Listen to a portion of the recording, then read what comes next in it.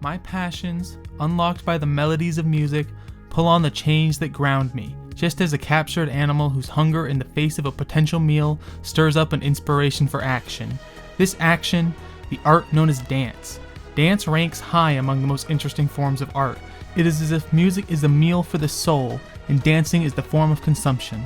This act has its own sense of nourishment, is fulfilling to the whole being, and is as universal and instinctual as the need to eat. All cultures across all of history have danced as an activity. If one could open up time like a book and look upon the pages dedicated to dance, they would undoubtedly understand the endless variations of the art, proof of dance's individual and expressive qualities. Dance has many natural advantages that hold it up as the most human of all the arts. First, think about how accessible it is. Skill can be involved, but it is by no means necessary. One can imagine an endearing image of the buffoon dancing passionately, no skill involved. They are lost in their movement without a care in the world. No sense of judgment is able to penetrate their being, for they are free and real in the moment. Dance is an art where merely enjoying the act of self-representation through expression, whether done skillfully or not, can bring joy to others and oneself. It is open to all people of all levels. This leverages the art to a stance of universal human nature. Second, ponder the mind-body symbiosis that occurs while dancing. The human being exists in two forms, as the body and as the mind. This perceived dualism was illuminated by the powerful thinker René Descartes, and we still live under the shadow of this concept. This multifaceted construction of the human being allows room for the growth of a disjointed perspective. One can perceive the mind and body as two separate things instead of the two parts of a greater whole stuck in a continuous process of information exchange. There is a loss of the cohesion of the self as a being when this disconnect happens in someone. The perception of themselves becomes limited. Dance as an art utilizes both mind and body, meaning the dancer exerts their expression with all their being. They weave both aspects of their self into their art, representing the most authentic version of the dancer as an individual human. This fact elevates dance in the fact that they practice the synthesis of these facets of their being through their art, making both themselves and their craft more representative of humans. Next, we will examine some alternatives to dance.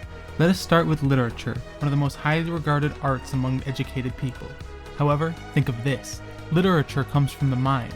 It is a literal representation or abstraction of your conscious flow of thoughts. It lacks the necessity for a well-crafted relationship between the body and mind.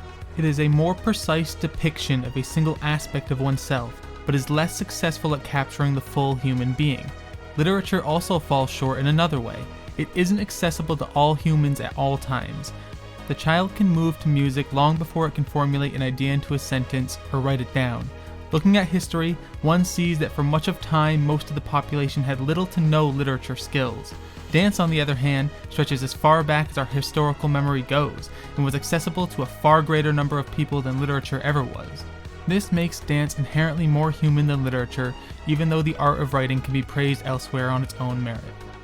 What about music then?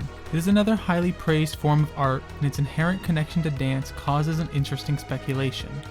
One might think that because we often dance to music, music must be greater than dance. Think again. We can dance to the swaying of the trees in a brisk wind, to the churning of the waves breaking on the shore, to the perpetual slapping of a rushing waterfall, to the songbirds who have their own sense of melody. Nature has its own sounds we can move to, so music doesn't encapsulate dance as one might first think. With that understanding in mind, let us examine the two starting as equals. They remain equals in that they both can be done alone or as a group. They similarly take a careful combination of the physical and mental and are both deeply rooted within history. However, dance pulls ahead in its accessibility yet again. Music, inherent in itself as a system, takes skills to produce something enjoyable for everyone. This limiting factor diminishes music's chance at being the most representative of humanity, and yet again dance stands taller on its own merit. Now we will see how dance fares against film and photography. We will examine these two together because the argument against the pair is similar. We will begin by diving into the idea that film and photography, like we first thought with music, can encapsulate dance through the process of recording it, thus making them the superior arts. However, this is only possible because there is a disconnect between the production of the art in a literal sense, captured with a camera, and the actual performance in frame. The performance makes the final product, meaning the film or photograph wouldn't exist without the subject. This alone elevates the subject to a higher degree, and it is the filmmaker and the photographer's responsibility to have a refined personal taste in subject matter. Dance is wholly different in this way. The performance is the final piece, meaning there is no difference between artist and subject. The art and artist are expressed as one. Lastly, for brevity's sake, let us walk through the valley between painting and drawing and dance. Finally, we will see if dance can withstand everything we have hurled at it.